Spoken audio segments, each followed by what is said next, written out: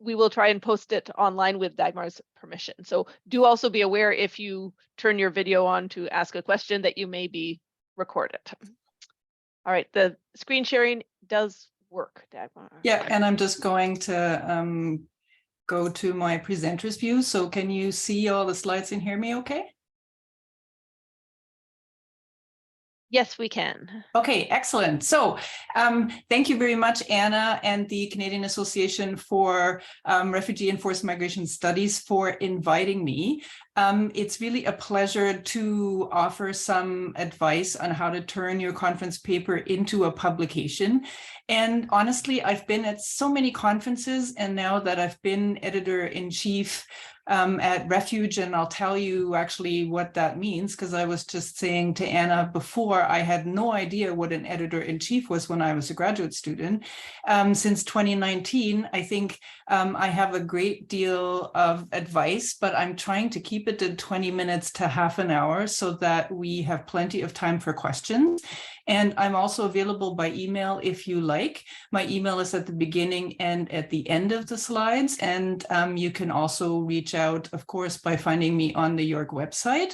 But really, it's, I think, always important to get advice and ask questions ahead of time. So I really encourage you to get in touch with us. So what would I like to talk about? I think it's really important to have a brief conversation about why you want to convert your conference paper into a publication. And then, of course, the big question is why very much is connected to who you are and what stage you're in. And I think that really very much influences the motivation. So we'll talk a little bit about that. Then there is, of course, the question, where should you send that freshly converted manuscript to? And then the more detailed stuff in terms of how are you going to do this? And then what really are you trying to achieve, and what is your paper actually saying? What is your contribution?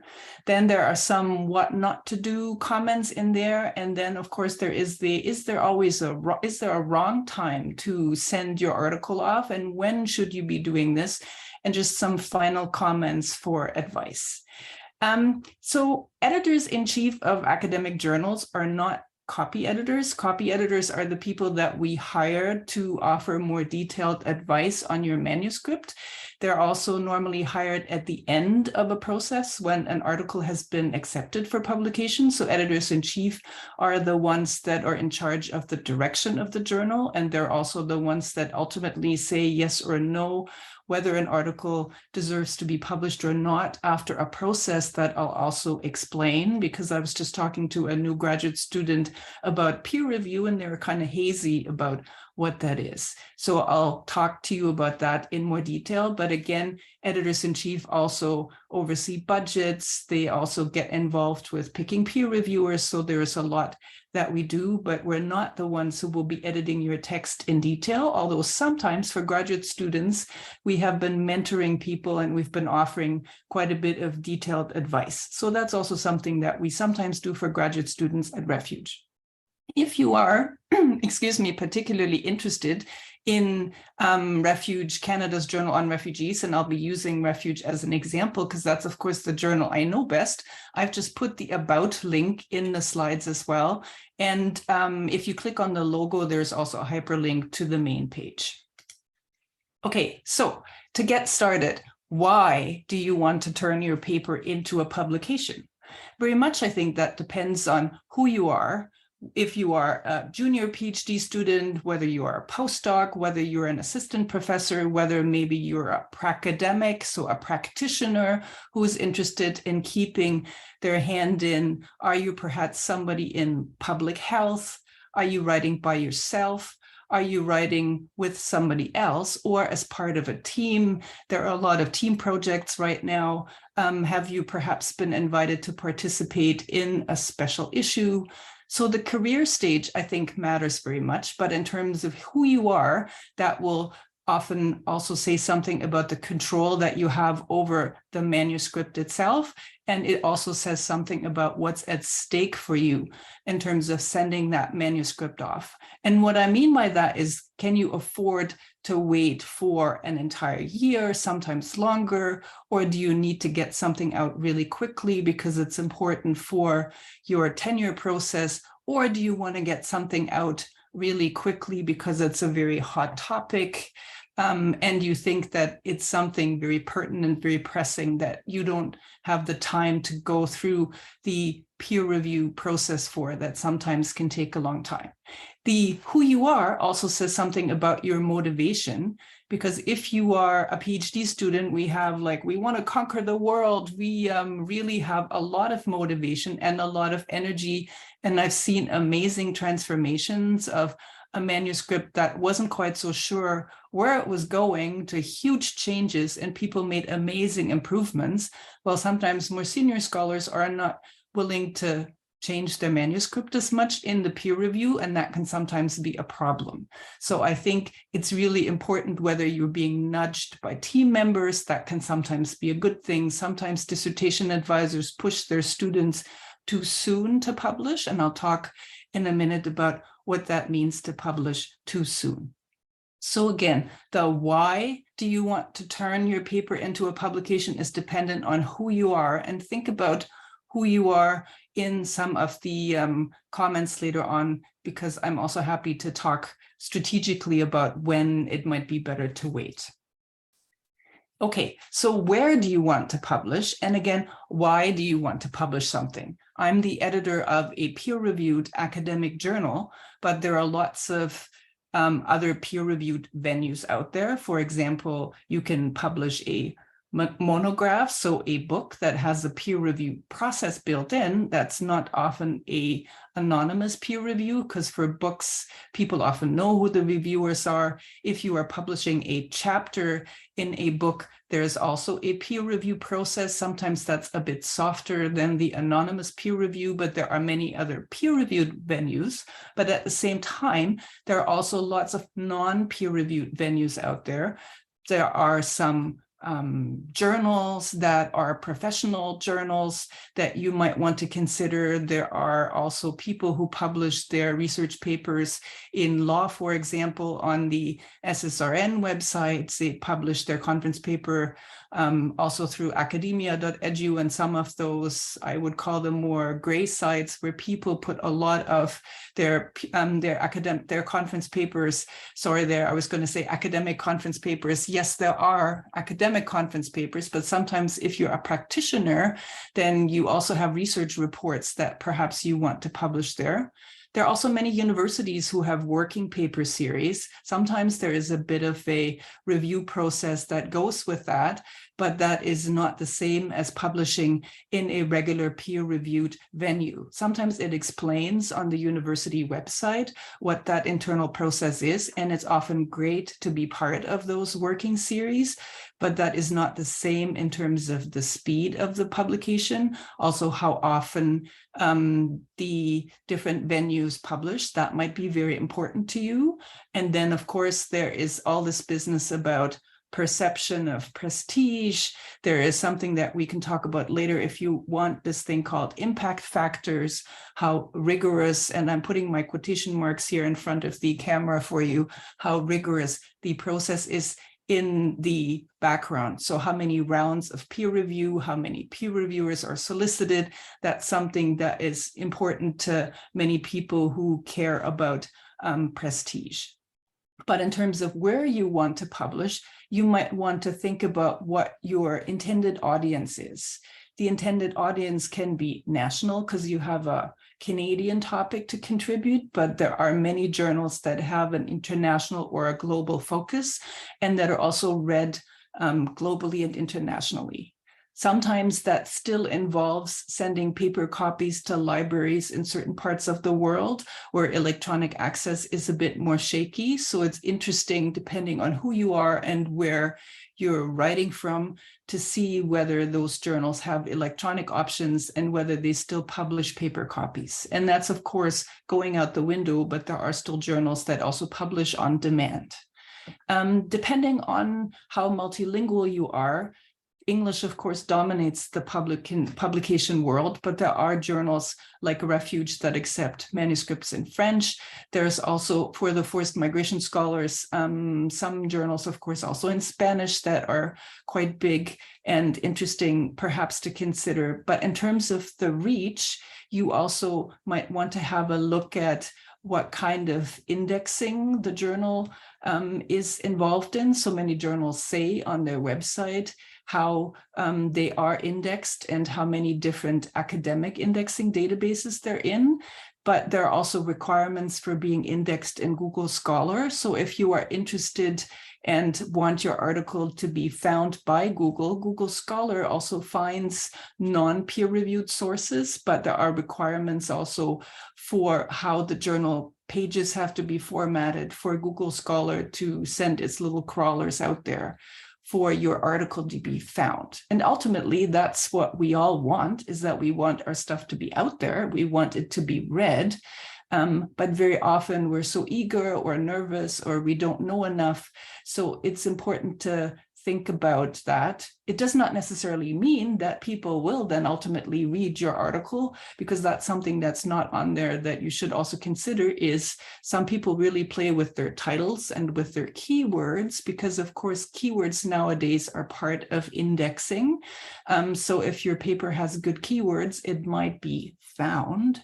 Otherwise, it might not necessarily be found if we go and Google and search for papers that are related to a topic we're interested in.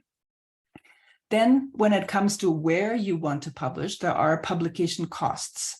There are journals like Refuge that are open access on both sides. So we don't charge you to read our publications, and we also don't charge you to publish in the journal. We recently got somebody asking us if we charge article processing fees, which is a way in which some journals make articles open access for their authors. So they charge the author a fee so that the readers can then read the article for free, open access. So that is a very popular model, but it involves sometimes substantial costs for the authors. And if you don't have a grant, or if you're a graduate student and perhaps you have a short grant, you're really lucky, then you do have some money, but that's not enough to cover maybe $1,000, sometimes even more, to publish your article and to make it, quote unquote, open access. Sometimes it's required by funding agencies if you're part of a research grant, and if you're a graduate student and perhaps your professor has talked about this, some of the research grants require nowadays that you publish in open access journals, because there is a commitment to making research accessible to the average person, to people in parts of the world where it's still too expensive to subscribe to particular academic journals that charge libraries a huge fee to read them. So the granting agencies in the European Union, in the United States, and also in Canada now require, as part of giving you a grant, that you promise to publish certain articles open access. One more thing on the open access front, I've had a conversation with somebody who said, oh, but open access journals are not so great, not so prestigious, which I find totally fascinating, because there are so many more people who read publications in an open access journal than in a locked-in subscription-based journal. So that is a fallacy. But what I think that person maybe was talking about was confusing open access journals with predatory journals. So those are journals where you can pay, I think, quite a hefty fee as well, but the publication standards, there's also a council for publication ethics. So some of those journals are listed there as predatory journals. So they want your money, they will publish whatever you want, but they do not follow some of the standards that those of us who abide by the publication ethics standards follow. Again, if you're interested, there are directories in which you can look up certain journals and you can see something about their fees, something about their archiving, something about their indexing. And then if you don't find that journal in there, perhaps you want to ask somebody whether this is a good journal to be publishing in. So on that front, so how do you find the right venue? If you're interested in open access publications, there's something called the Directory of Open Access Journals, the DOAJ, and the link is in my slides for you.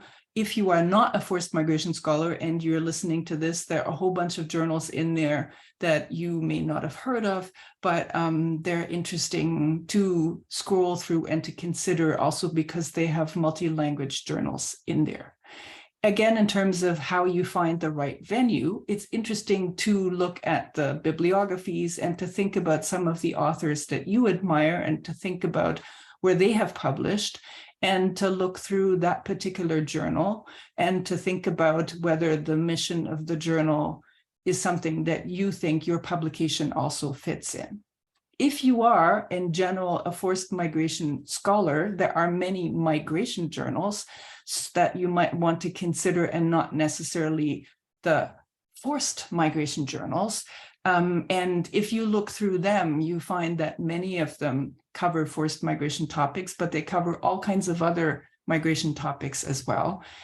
For example, there's comparative migration studies that Springer publishes. So it really depends on what the focus is and what your contribution is and whether you think you can appeal to a broader audience.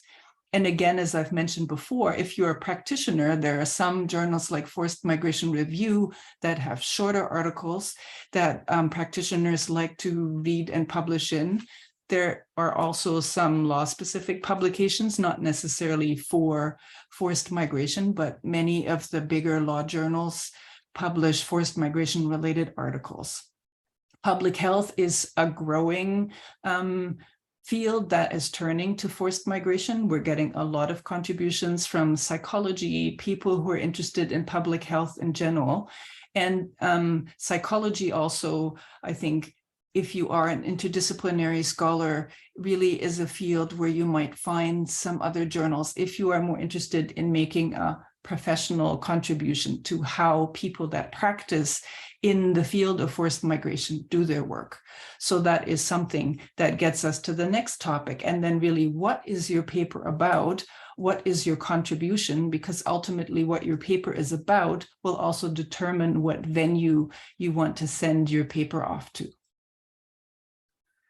So in terms of the how to transform your paper into that, did I just skip a slide? Hold on. Oh, no, I didn't. Okay, so how do you transform your paper? As I've already mentioned, if you are looking through the journals that you think you might want to approach, take a minute to look at, there's usually an about page, look at the focus and the scope of the journal. And as I've mentioned before, if you are in doubt whether your paper fits the scope of this journal, sometimes it says, in the case of Refuge, it says we don't publish, for example, poetry. We don't publish something that's called a scoping review in the health sciences. That's basically a literature review. We don't publish reports from the field. So sometimes it says that, but sometimes we get those kinds of contributions anyway. So if you're not quite sure whether you fit within the scope of that journal, it's always better to ask. And then there is a mechanical part in terms of how you will need to transform your paper. And that is, first of all, look at the length. That's a big issue for doctoral students, because if you are doing your PhD, you're thinking really big, and then the length requirements, I remember going, oh my God, I can only write in 12,000 words. At Refuge, the word limit is 8,500 words. I just wrote something that's 6,000 words with a colleague. So really the length requirement can feel quite restrictive, but length requirements are a tradition, but it also has to do with being charged either by the length of the article or by the amount of time it takes the copy editor and then the typesetters later on to transform your article. So length requirements are disciplinary tradition, but they also have to do with finance. So that's just something to be mindful and respectful of, and to not send something that's double the length.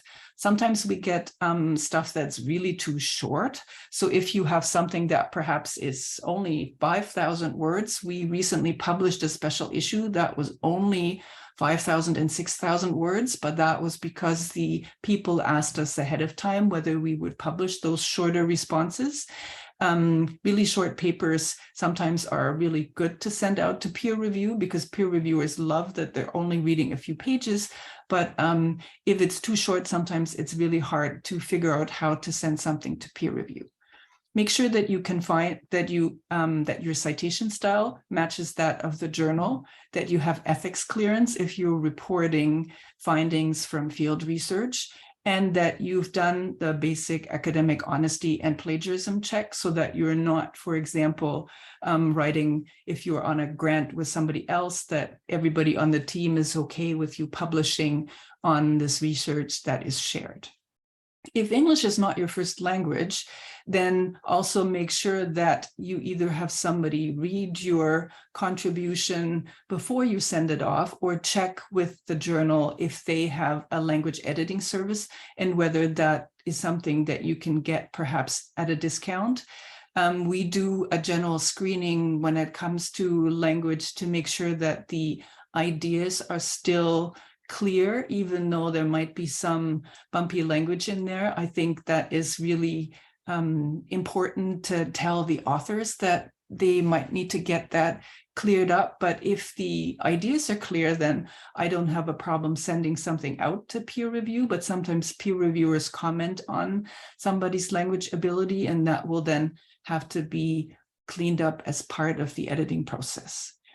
In terms of, again, how to transform your paper, some journals nowadays have these templates that you need to fit your article into. And there's also a submission checklist at the end that sometimes can take a really long amount of time, and it makes people really nervous to go through the template. And sometimes I know that's a deterrent.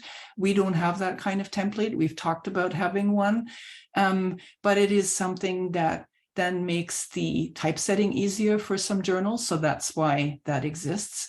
But the submission checklist, I can also encourage you to also take that seriously, especially if your contribution contains images, charts, and tables, or quantitative findings. Make sure that those are accessible to people who have, for example, a visual disability. That is very kind of you if you can provide the alternative text. That's also something that in Ontario, the province in Canada that I live in, is also a legal requirement now, that we need to make the text and including those particular elements accessible to everybody.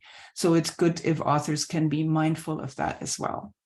We're also changing stuff like see to consult, because we also trying to encourage accessibility in the way that we write as well. So that's just something about the submission checklist, because we often find that people just go click, click, click, but they haven't really checked whether all their citations are in line with, we, for example, use APA standard. So that is just a quick something. Actually do mindfully go through this submission checklist. Then here's some stuff that I think should be obvious in transforming your paper from a conference presentation into a journal article, but it is often not so obvious, because do you really know what your contribution is? And is it clear in your introduction, not just what your topic is, but how you arrived at your conclusions? So do you say something about your methodology? Do you explain what the structure of your article is going to be? And do you foreshadow in the introduction what your findings will be and what your argument, your contribution is? If you are using quantitative methods, it needs to be understandable to people who are not quant experts.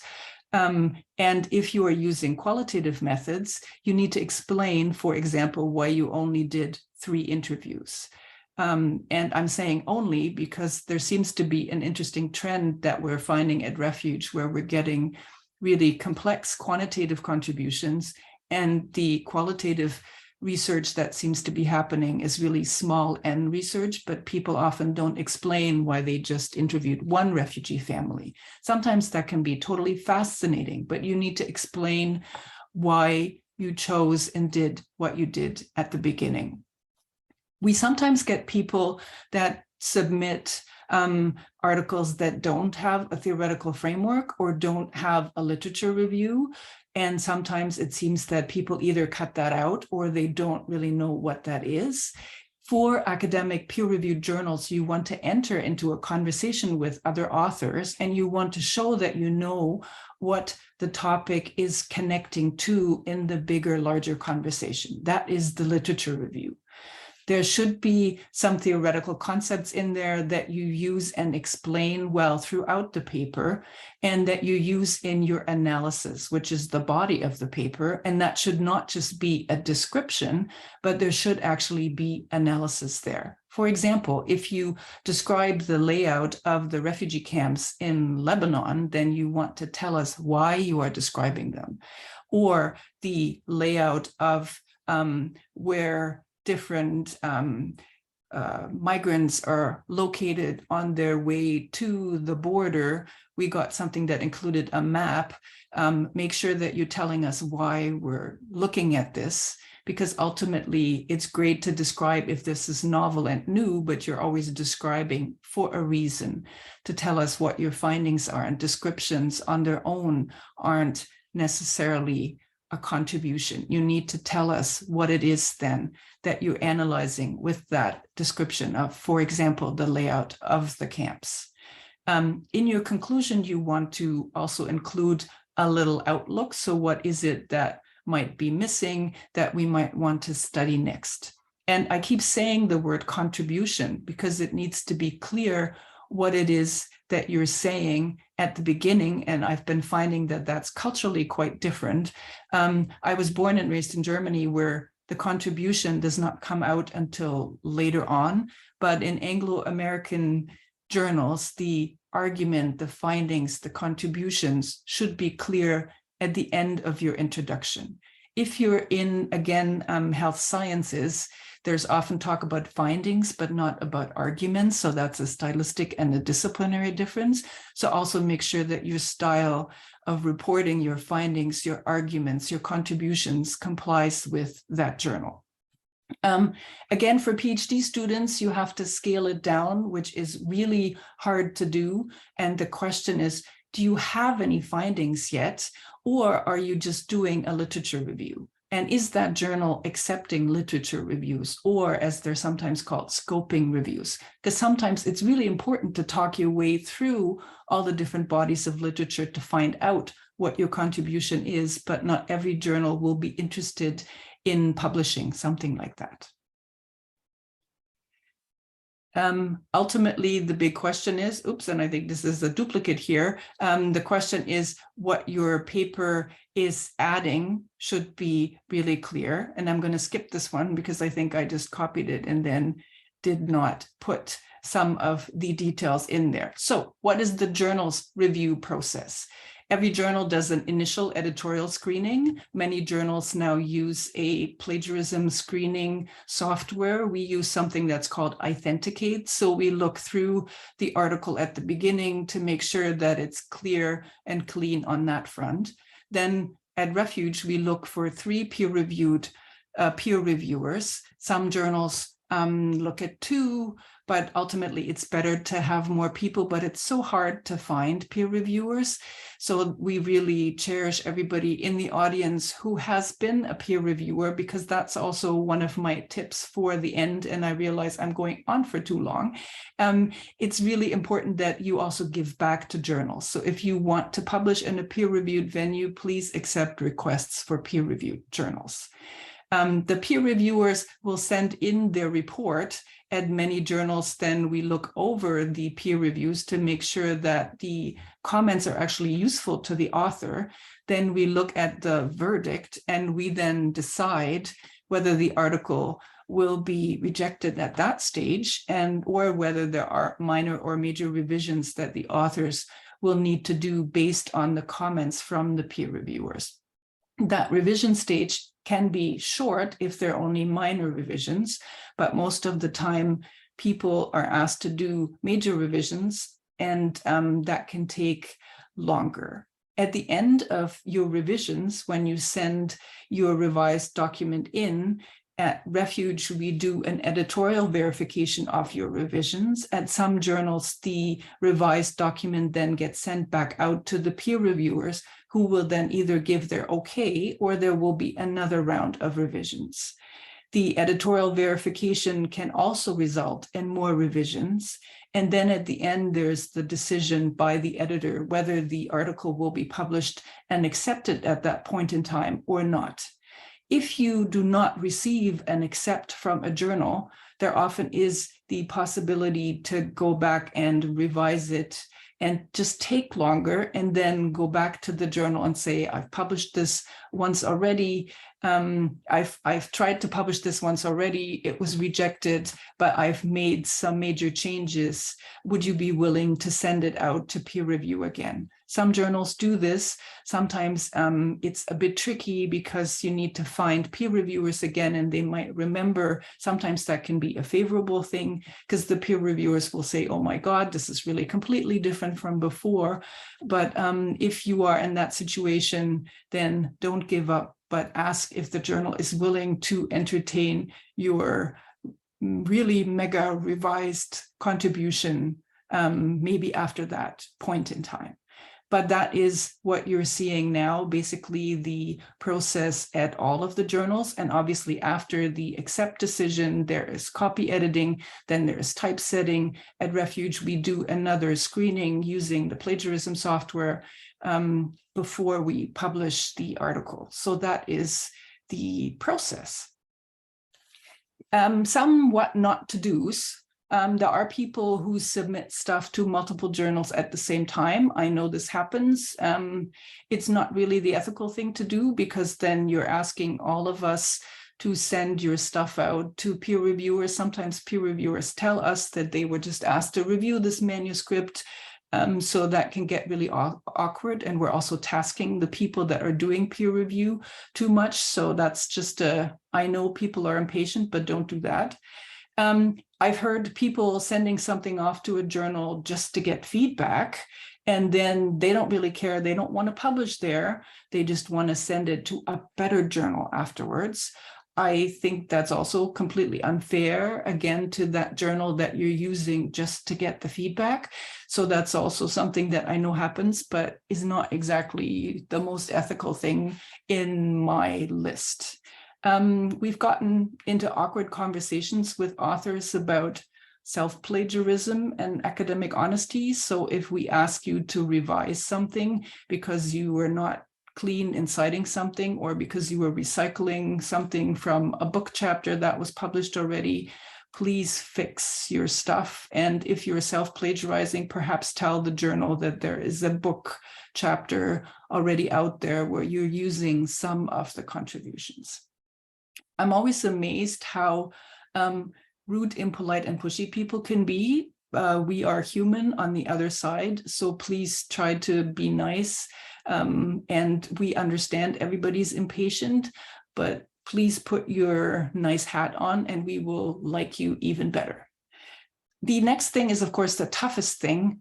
Please do not take rejections or requests for revisions too personally. I know this is the hardest thing. And when I got rejected, I was, I think, sad and unhappy for a really long time. It hurts, but please pick yourself up again and think about that it's not you, but it is that manuscript, and look at the comments again a few days later. And sometimes there are stupid comments. Sometimes they can really be helpful. So please don't take this personally. It's work in progress and it will find a good home, but you need to think about whether you want to send your work to another journal or whether you want to do some revisions and then send it off. Also make sure that you submit stuff that is anonymized, that you've gone through the checklist, because you're just causing more work for everybody at the front end. And then your stuff is not getting sent out to peer review yet because you haven't taken your name out of that document, for example. Then also don't be that quiet little mouse who waits for months and months and months and then goes on Twitter and says, oh, I haven't heard from this journal in X number of months. then contact the journal first, because maybe there's a reason why they haven't gotten back to you. Sometimes it takes a really long time to find peer reviewers. Sometimes peer reviewers go AWOL. So there might be a reason, so go and ask the journal.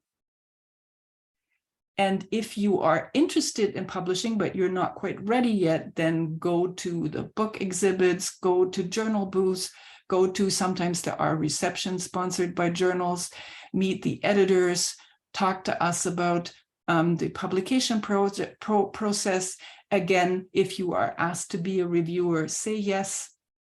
Take the feedback that you get seriously, but don't be a perfectionist. Look at other journal articles and use them as examples for how you might want to construct your own article. And then, of course, think about who you are, think about your positionality, the ethics of who and what you're writing about, and what that voice is that you have, and what the voice of the people are that you are talking about. And then overall, always be professional, be respectful, but be ambitious, because you guys are the ones that we want to hear from you, because you're at the beginning of your academic careers. So you have the most exciting ideas to share, I think. So when is the right time to publish? If it is that pressing topic that's going on right now, then is it still going to be that pressing, that hot and sexy in a year from now? Yes, maybe, but think about that in the way that you write. It could be too early to publish your stuff because you don't actually have findings yet. So if you have findings, then is the time to get started. If you're not clear on your ideas yet, maybe you want to go to a conference and present that particular part that you're not clear on yet, so that you are clear, and then send it in. Because it's really about the contribution that you're making to a larger conversation. And overall, please don't give up. There are lots of famous pieces that I teach to my students that did not fit the mold, that took years. Sometimes people say, oh, this was so long, it got rejected this many times. It was too interdisciplinary, it was this, it was that, and then it became that earth-shattering piece that everybody was talking about afterwards. So don't be discouraged.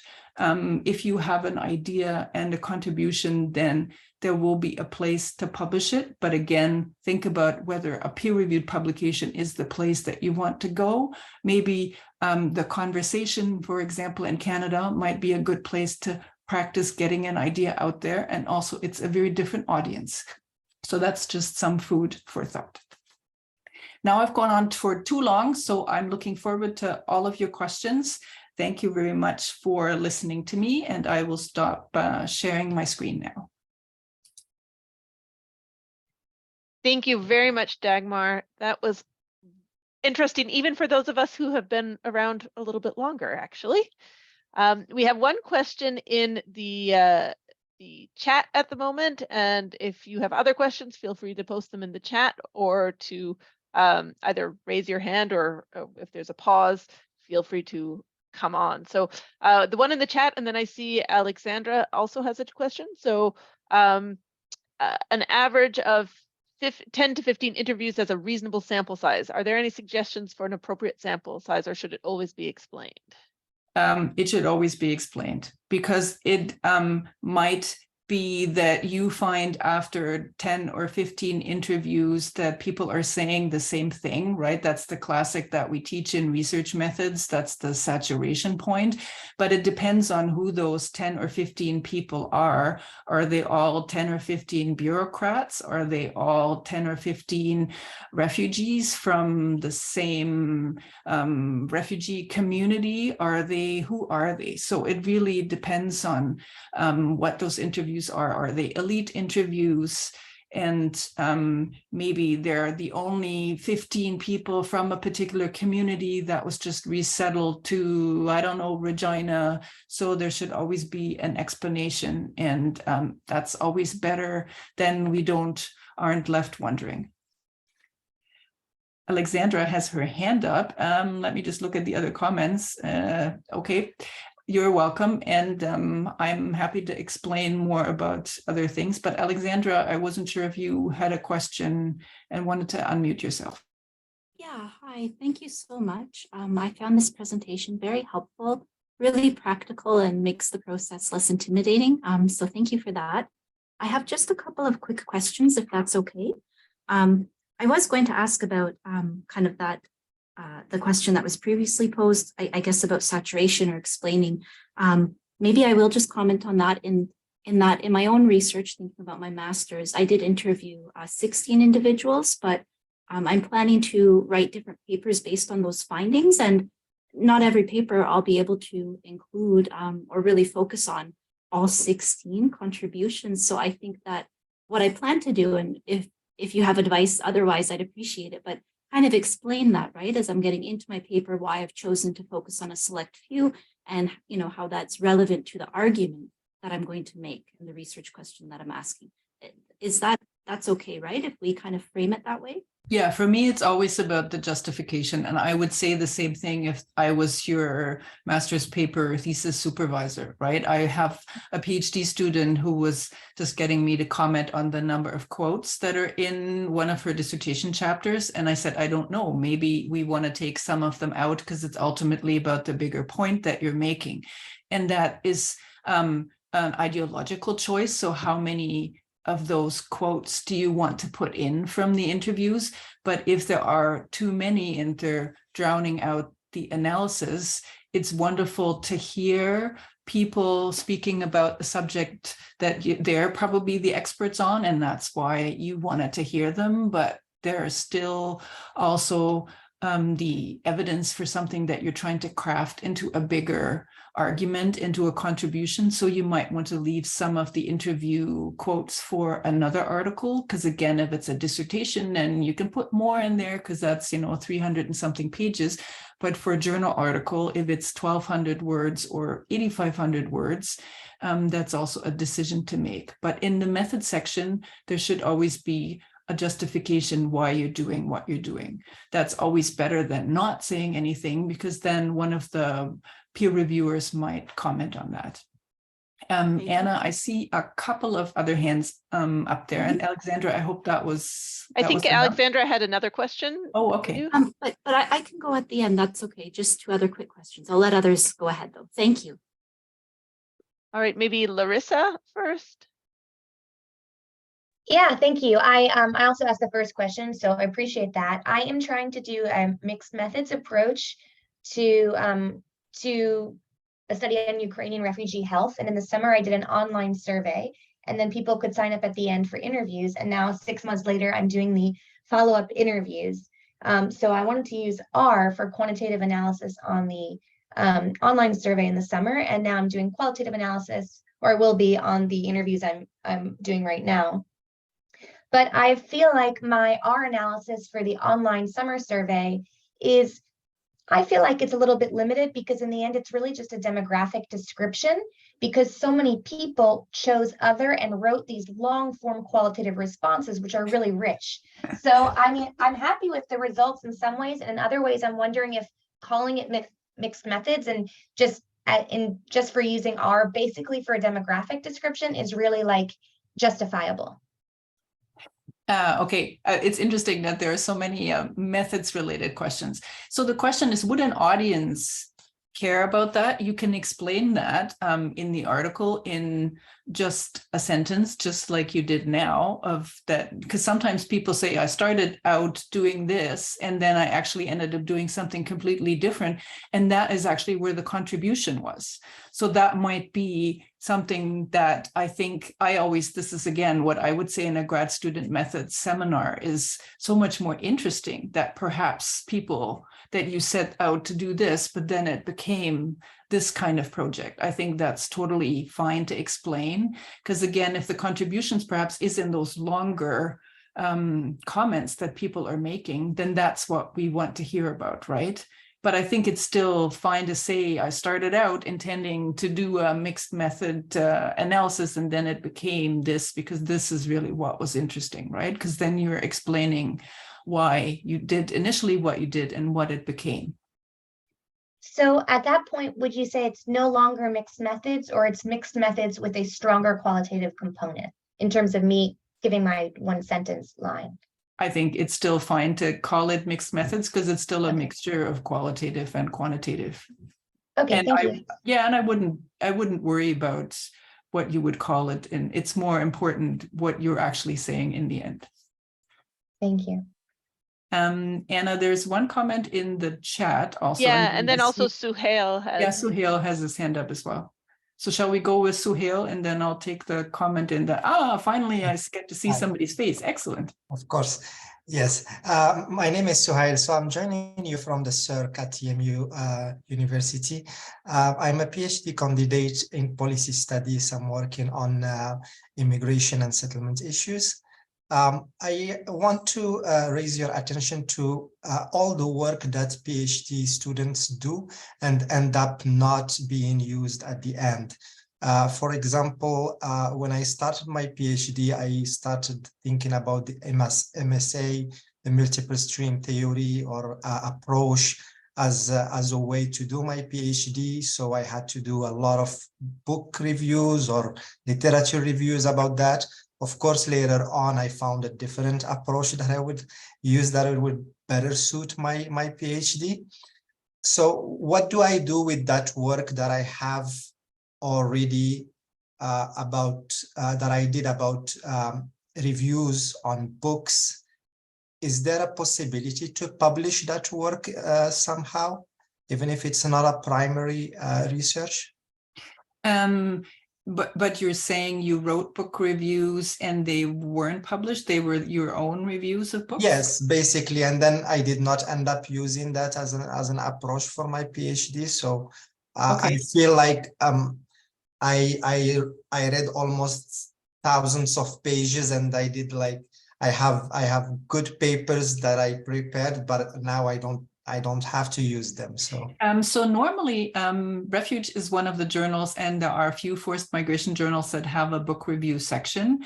And the way that works, for example, is that there is normally our current book review editor, and we're just in the process of transitioning to somebody. She has a list of books that she is then asking people to review. So if you happen to have already written a review about one of those books, that would of course be much faster. And then she would be in charge of doing the reviewing and the editing and the commenting. But otherwise, it depends on how old the books are, because part of the book review section is that they're a service to the community, that they're fairly recent, or whatever the book review editor thinks is maybe the hot new book that will be the one everybody will be talking about. But there might be a way in terms of hosting your own on your university's website or on your graduate program's website to ask them, or also perhaps CARFMS can think about publishing some book reviews if you have so many, because maybe there are other PhD students that would be interested. But of course, it should also be something that you can think about. Some journals have a combination of book reviews, and then it becomes almost its own article, but it's somebody reviewing multiple books. And I don't know what the journal is that I'm thinking about right now that's in the forced migration. I don't know. So it might be worth looking through some of the forced migration journals to see who accepts those things, because that might be a way for you to weave together some of the book reviews into a bigger theme, and then you're reviewing, and then you can also put older books in there. So that might be something else to think about.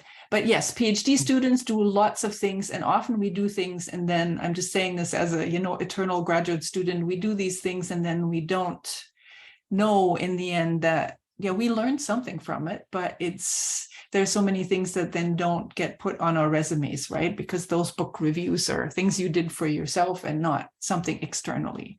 I've seen people putting them on their blog too, so it depends on whether you want to do that, if you feel comfortable sharing. There's a question then, of course, about intellectual property, right? So that's something I'm always wary about. So you need to decide if you're comfortable with somebody then maybe taking your review if they're a student and they want to use it. So that's just something to be mindful of as well. All right, thank you very much. But good luck. Thanks. I think that he's tapping into one of the challenges that we often, spend a lot of time exploring alleys to see if they are blind, and sometimes they lead somewhere, and sometimes you end up doing a lot of research and it hasn't led anywhere new.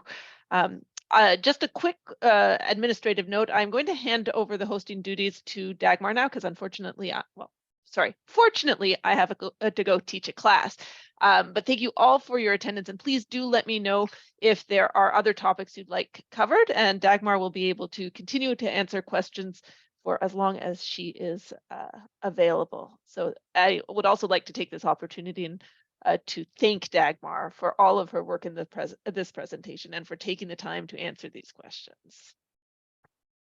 You're welcome. And we talked about Anna handing the hosting duties over. So it will be, when I leave, it will allow me to hand the hosting duties over to you. Okay, we hope we won't crash when Anna leaves. We practiced this before, so this should did. work. Konstantinos is asking about recording. Anna, I think, will send a follow-up email in which she can send my slides, and then she will also tell you where you can access. Perfect. Yes, we have. So I think CARFMS has a YouTube channel. I'm not sure. I will talk to Michelle Millard about how to get this either onto our CARFMS website or onto one of our other resources. And so look out, by all means, if you want information about these things, please do make sure that you're signed up to the CARFMS listserv because we do post information, and we will be having a newsletter coming out within the next few weeks, and I'll try to include details about the workshops in there as well. So I'm handing this over now. Okay, have a good class. We'll Thank you. See if there is some funny glitch or not. Okay, it just says I'm host now. All right. So I see I'm going to just respond to Ranjit's question in the chat. Then Larissa still has her hand up, but she already spoke, so I'm not sure if that's just the hand's not down. And then I see Kate has her hand up. So Ranjit, the question is that you submitted a paper in April and that it seems that it's a while away for the publication date. I was asked to indicate my paper, How long does it take to publish an article? I can speak for Refuge, but it really depends on which journal we're talking about. In the case of Refuge, it's a financial limitation because we are completely open access. So we have a grant that covers the publication costs, and we can only publish so many articles out of that grant because we have external copy editors, we have external typesetters, we have somebody who translates our abstracts. So those are the main costs for publishing an article in any academic journal. So once we run out of that amount of money, then we, for example, we don't want to charge people an article processing fee. So that's why we have a 2-3 issues a year limit. Sometimes special issue contributions are able to cover some of the publication costs. That's how Refuge, for example, has been able to publish more articles in the past. But was the article, so when was the article accepted? Because I think normally like Refuge has kind of a 1-year publication, like going from peer review to acceptance standard, and then it depends on how far the so-called pipeline is, so how many articles are waiting. At Refuge, we switched to something called continuous publication. So we try to publish articles as soon as they are finished in the peer review process. So that's when we send them off to copy editing, to typesetting, and then we publish the article. But again, we can only publish as many as we can afford to pay for. At other journals, if you pay a fee, then the fee directly covers your publication costs, and that's how that journal will then publish your article. But sometimes there is just a delay because there are so many articles that the copy editors have to do. So I don't know. Being in press on your resume, of course, is not the greatest thing, but 2024, that does seem like a big delay. So I don't know, did the journal, because this is not one of our articles, right? This is, did the journal indicate why it was taking that long? They did not, and it was an open access journal.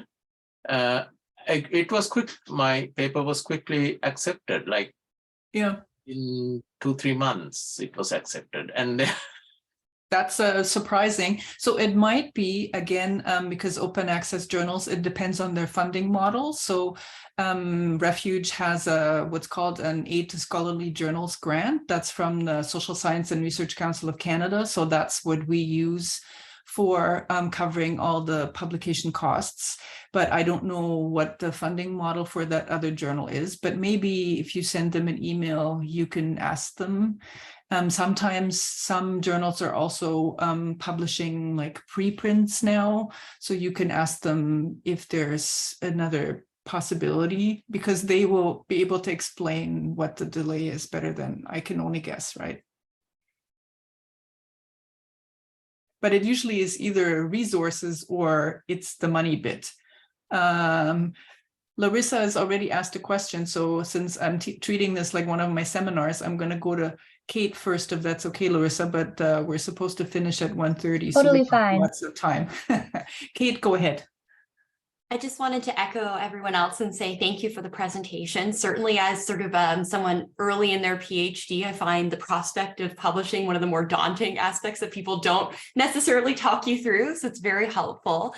I just wanted to ask a question related to something you mentioned in the presentation about how sometimes journals will have sort of receptions or specific call outs for special editions, and sort of relatedly to that, you'll sometimes see whether it's like a book where you're like, oh, I could have written like a perfect chapter for this if I had known ahead of time. So in addition to sort of the CARFMS newsletter or listserv, which I am a part of, do you have recommendations on the best way to sort of make sure that you're seeing those sorts of call outs? Like I've been following journals on Twitter. I'm also based, if it's relevant, in Ontario as a forced migration scholar, but just wanting to make sure that as much as possible, I'm sort of keeping up to date with any contributions or calls for contributions.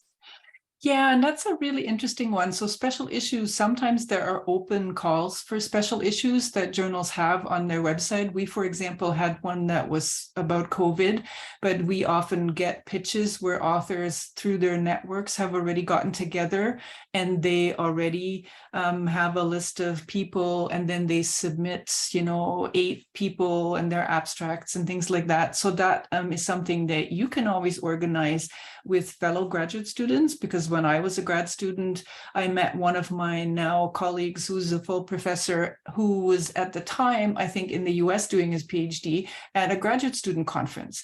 So that was the very first conference that was organized actually at the Monk Center, and we were so proud. But in hindsight, we should have probably thought about maybe having a bunch of those papers and reaching out to a journal and asking them if they were interested. Sometimes that is, but in terms of, so there are a bunch of different listservs. The Center for Refugee Studies at York, for example, has a listserv. The formerly Ryerson TCMU Migration Excellence Chair has a listserv. There is also the Refugee Studies Center at Oxford that has a listserv.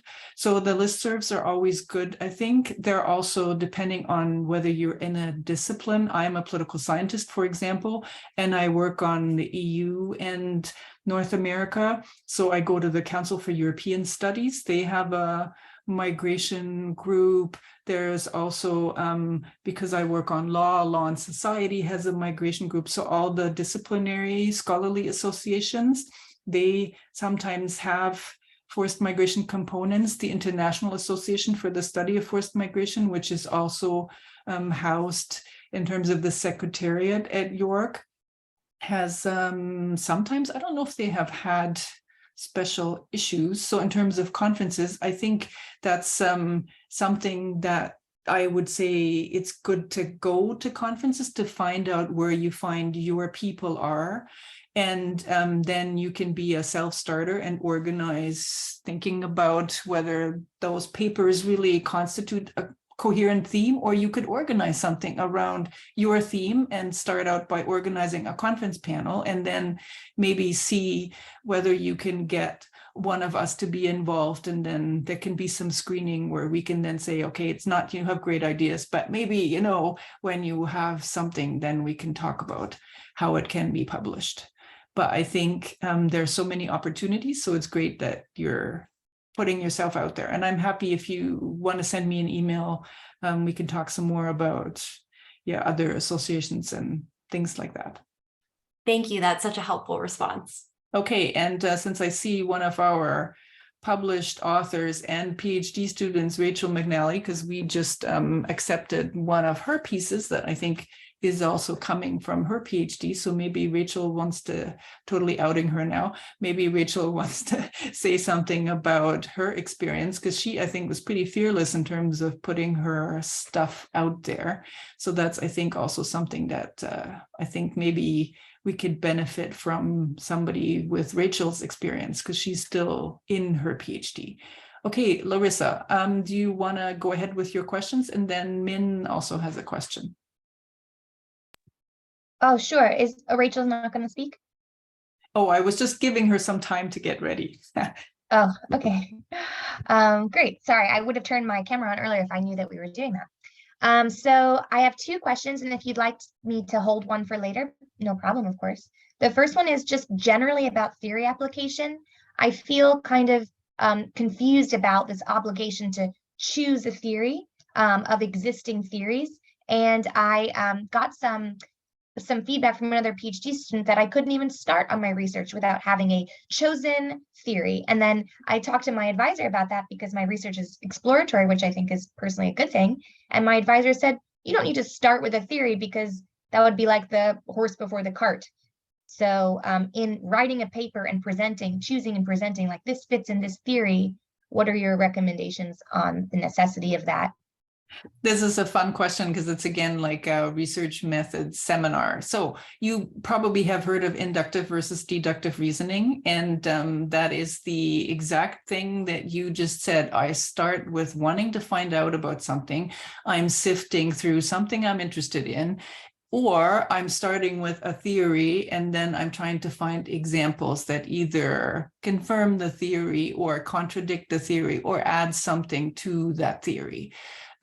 You can totally start with on the ground. I'm trying to explore because I'm interested in this topic, and then I'm going to find whatever my theoretical arguments might be or my frameworks might be. That might be a disciplinary thing. I think there are some graduate programs where if you don't talk about Foucault or Agamben, or I don't know, insert you're a big, thinker, then people think there's something wrong with you if you can't talk about, governmentality in eloquent words and then apply that in your dissertation. There must be a problem with you. Sometimes I find then students have like these great theoretical frameworks, but then they don't really know how to connect it with their empirical part yet. And if it's a theoretical exploratory thing in the first place, then it's fine to say, okay, I might be interested in these theoretical frameworks, but I'm still trying to find out what works with whatever I'm interested in. But that really is, I think it's a personality thing, how your brain works, because some people are in the big theories and then they're looking for examples, but that's also something to talk to your advisor about because they need to support what you're interested in doing. And that's, I think, also a conversation that goes both ways. But there's never a cookie cutter method, but there are disciplinary traditions. But forced migration, if you are a forced migration scholar, is so interdisciplinary but sometimes if you are in sociology or political science, there are certain expectations and you need to sometimes make sure you comply with that expectation for the purposes of getting your dissertation.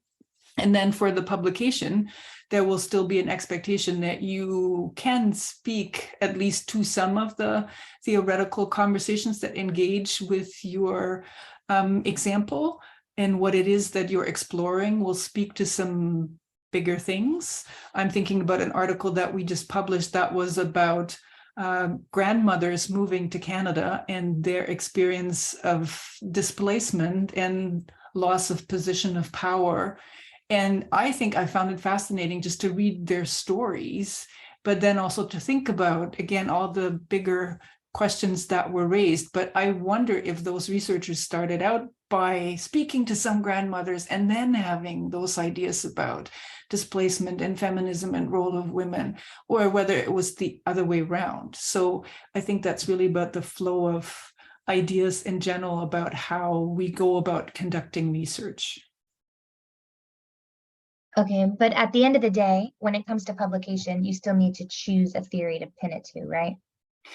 But that's standard? not the way that I would look at it, because it really is, imagine you're at a cocktail party, alcohol, no alcohol, whatever you like, and you're going around talking to the people that represent those theoretical ideas. Which ones are you gravitating towards? Which ones do you find interesting? Which ones are there but you don't find so interesting? So you want to tell us at the beginning, these are the bigger ways in which one could look at what I'm interested in studying, and I don't know what the example is, because there's a way to frame it in this way, and here's the, I don't know, the framework that speaks to my idea the most, and here's why, right?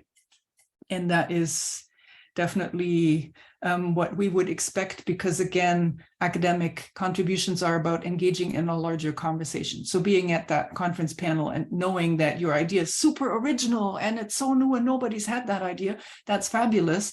But you would still want to be able to converse with another scholar about your ideas. And that often happens through theoretical conversation, sometimes through similar empirical, we both had the same interviews of, yet another set of grandmothers, to use that example, in Canada. But you want to make sure that you can have that conversation. Okay, thank you. You're welcome. Min, go ahead. Unmute yourself. Oh, you are. Oh, yeah. And hello. I get a camera too. Excellent.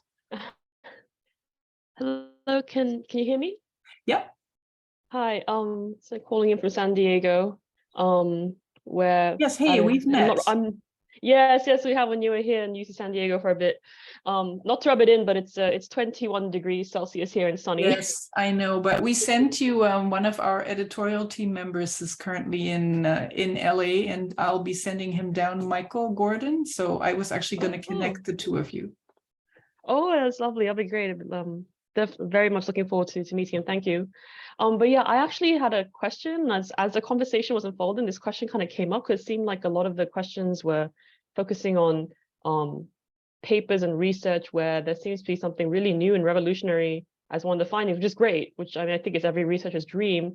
But I have a couple paper drafts right now from a project where I didn't technically come up with anything new myself. I was testing existing theories. So I was testing existing kind of arguments, diametrically opposed, more or less, and seeing which one held more validity.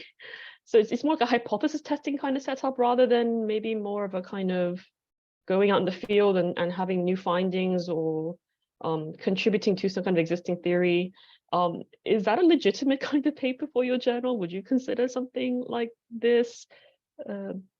Good question. On the revolutionary front, I'm just saying this because I think many PhD students start out in terms of I want to change the world, I want to do X, Y, and Z, I want to have that one big original idea. So that's just speaking to that ambitious part of every graduate student.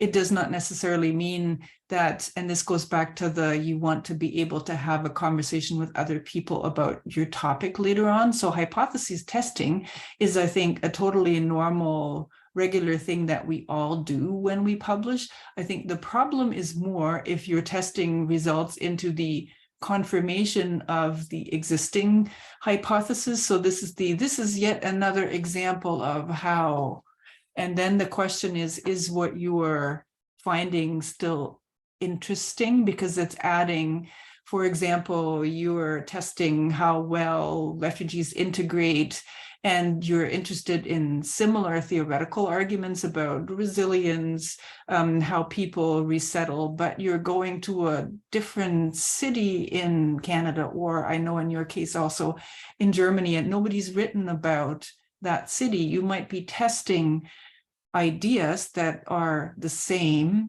but the theoretical conversations about resilience and resettlement might be similar but different. But the new thing is that you went to a different city, for example. So that is then the contribution. So I think it's important to think about what that contribution in the end is, because confirming something that other people have found, that can be totally fine, but there's probably a reason why you set out to confirm that, because you had questions whether certain arguments would hold in, and this is why I'm using the you went to a different country, for example, setting.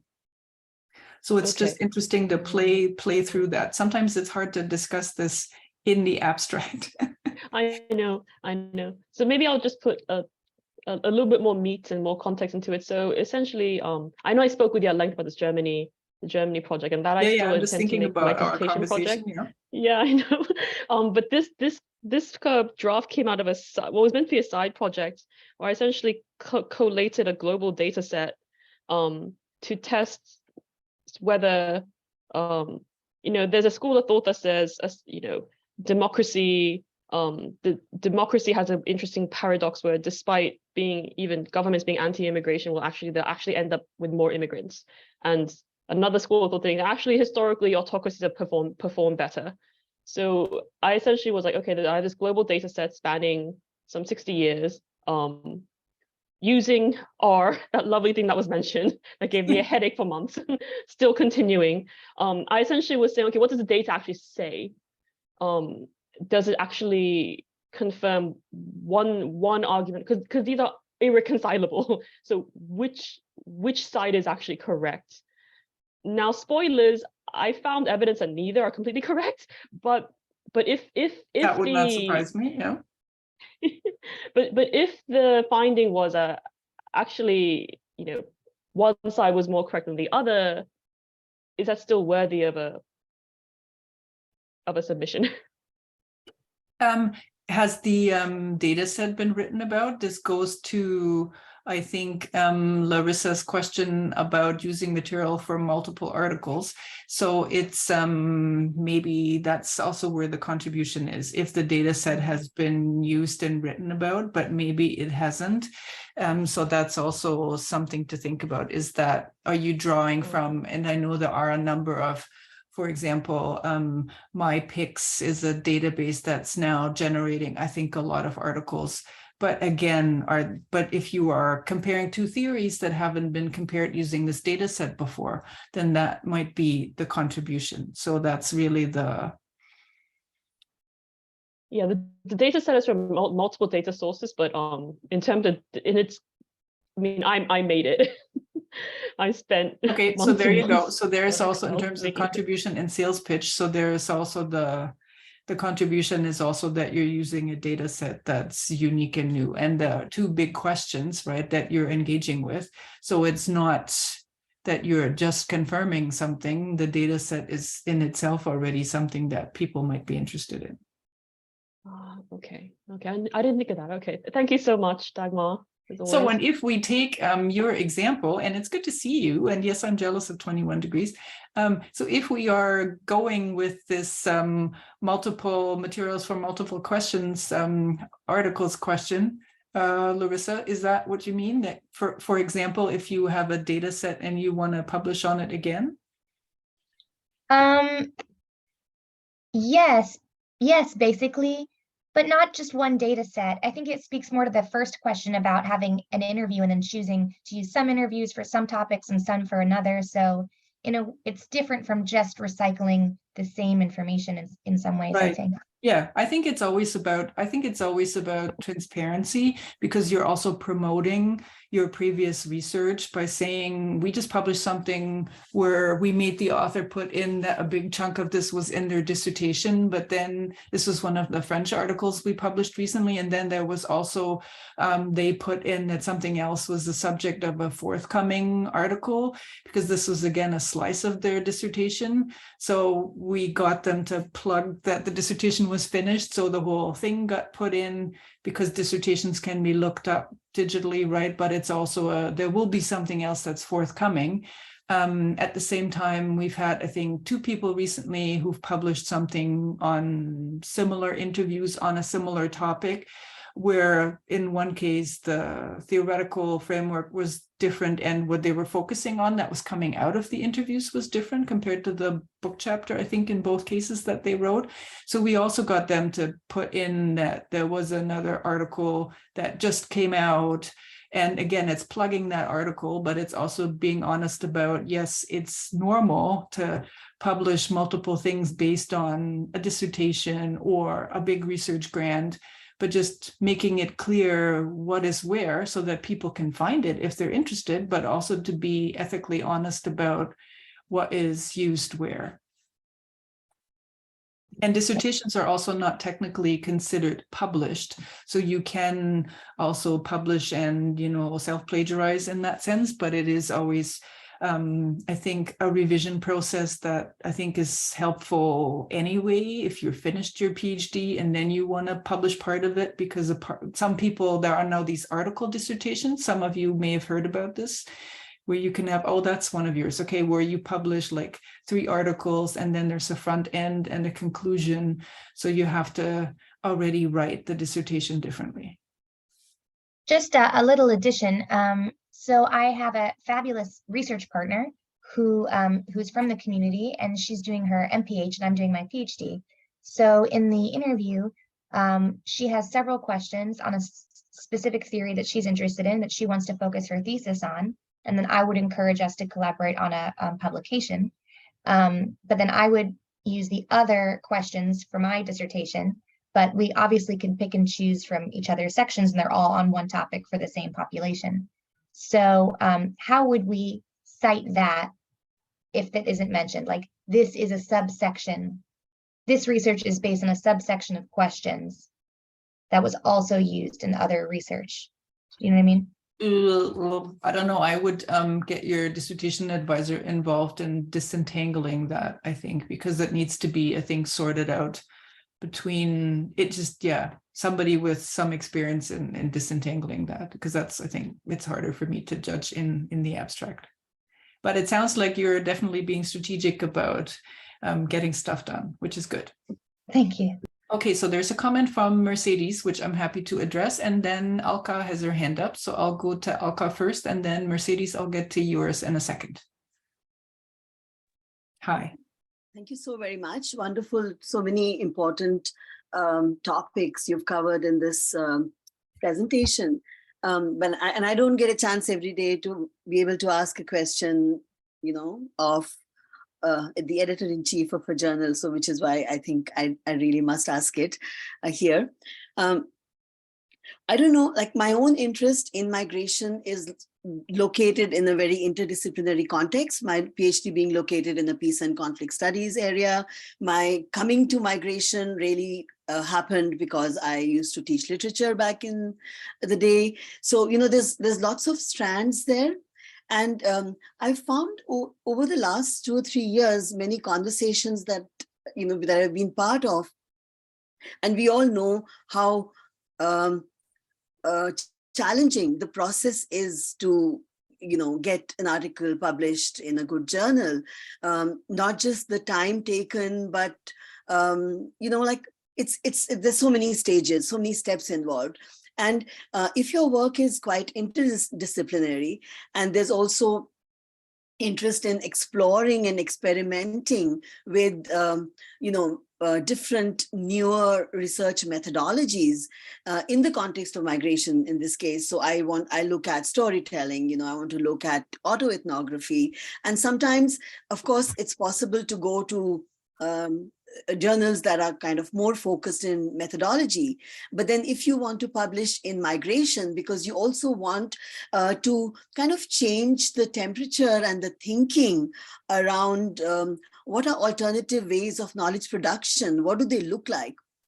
But then you still have to be working in a somewhat constrained space that a journal will offer in terms of this is the how-to. It has to be broken down into these pieces.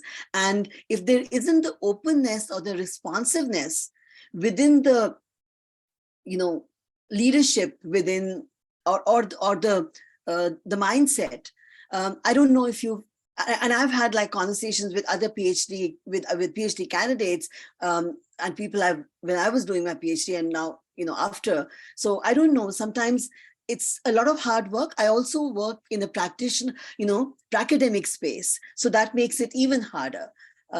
Any thoughts would be very helpful. I think it's always good to reach out to the editors and send us an idea of what you want to publish. And the question then is it something that we can find reviewers for? Because sometimes it's already hard to find peer reviewers. And if you want your work to be peer reviewed, because that's a question, especially for academics, because sometimes it's really a contribution that is not necessarily something that needs to be reviewed. But if you are talking about knowledge production and those kinds of things, that is so, I think, current and hot and talked about so much. I think there's lots of academic-y reviewers that are able to review that. But I know that sometimes authors get really frustrated because it takes us so long to find reviewers. And we don't use an AI. I recently learned that there are the fancy, expensive, for-profit journals that have AI now doing the finding of the reviewers. So that, I think, is ultimately, if it's something that crosses disciplines, then we need to know where the contribution is so we can find the right kind of reviewers. That also goes for all the quant people. There are now some quantitative migration scholars out there, but I think that's also in terms of a critical mass. It was really hard at the beginning to find reviewers for the quantitative pieces that were also forced migration scholars. So it's often really tricky to find people who can speak to the various elements of what it is that you're interested in. And that's, I think, sometimes the tricky bit, because the conversation moves and the field moves, and then we have a certain mandate, and sometimes we're a bit more flexible, but it depends on what the authors are trying to get out of it as well, and whether we have flexibility. I always think Refuge is very flexible because it started out as a journal that was connected to a community, and then was always a space for practitioners, but that makes it sometimes harder in peer review. So it's really like, I think we do this dance all the time, but some journals I know maybe don't bother so much because they have maybe also a different volume than we do. But it's, yeah, I understand it's a frustrating and hard space, especially if you are more senior and you want to change the conversation. But that's where I think it also gets interesting, because there will be people who would love to read something that's refreshingly different for somebody who wants to shake things up. So that's, I think it's always interesting, but sometimes it can be tricky for us to then find the right people to speak to your work. And that's the tricky bit on our end then. Thank you. That's very good luck. Mercedes, so whether it's something that you've published quite some time ago, so you need to tell in your article then what the sales pitch is as to why this is still relevant. Because if I put my public policy hat on, policy is so slow to change, so you need to tell us in your introduction then why it is, if the government was in office. I still write and think about Stephen Harper in the Canadian context all the time, because they were so great in that they were so controversial in many examples. So there's always still lessons to be learned. So think again, what's the contribution? If it was 5 years ago, that's not for historians actually that long of a period of time. Are you gonna, in your introduction, tell us why we need to look back? Is there something currently going on?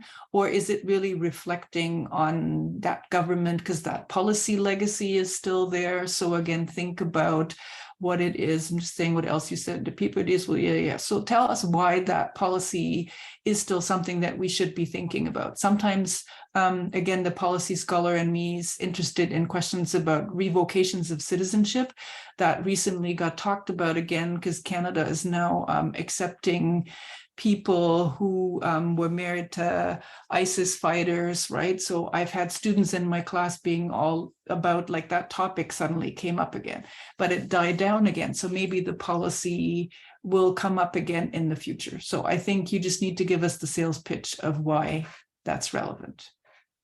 And I don't see, just scrolling here through, Mercedes, I'm not sure if she's still there. Maybe she's had to go. And I have to go in a few minutes. But Rachel, since I was encouraging her to say something, I will give, oh, Mercedes is still there. Okay, excellent. Go ahead, Rachel. Sure, I'll be quick. So I guess as Dagmar said, I recently had an article accepted by Refuge. It's under copy editing right now, so hopefully it will be out soon. But I think I would just echo the comment of don't get discouraged by so many comments and reviews. So when I first got my article back from peer reviews, I think there were 7 pages of comments and it required major revisions, and it was a little bit overwhelming and daunting at first. And I almost didn't really want to do the revisions because there were just so many comments, and it felt like, okay, how am I going to totally restructure this paper and do all these things? But then, I took a bit of time and I did the work, and I think the paper is so much better than the original version now. So I would just, echo that the peer reviewers generally are not, they're not trying to put you down. They're trying to make a better paper. And so try to take those comments and do what you can to really make a better paper instead of taking it personally. And we recently had some funny situations where we asked, peer reviewers went completely MIA or AWOL, all the fun things. And then all of a sudden, months later, people said something like, oh, can I still submit a peer review for this article? And we just said, okay, fine, if you still want to do it, if the article was still, if we still hadn't sent the peer reviews to the author. But sometimes we had one situation where I think 5 or 6 people said yes. And then all of them completed their reviews. We then sent all of the comments to the authors because we figured, well, if we happen to be lucky and have had that many people say yes, which is normally not the case because people disappear, and sometimes the reviews are not as great as the ones that Rachel was talking about. Sometimes they're just a paragraph. So I think, yes, it can be overwhelming, but we recently had an author say, do I need to respond to all the 4, I think, peer reviewers? And yes, ideally you should, but enjoy if you have lots of comments, because that's also always the game that journals have to play, is to figure out how many yeses of peer reviewers will actually translate into deliveries of peer reviews. So if you are lucky and there were more that came back in your case, we've started to send more back to the authors. But yes, I understand that sometimes that could be pretty overwhelming, but good on Rachel for having the transformation done, which I think is really what the PhD students in the audience have going for them, because you're still so willing to change and listen to comments, because that's also part of the dissertation writing process.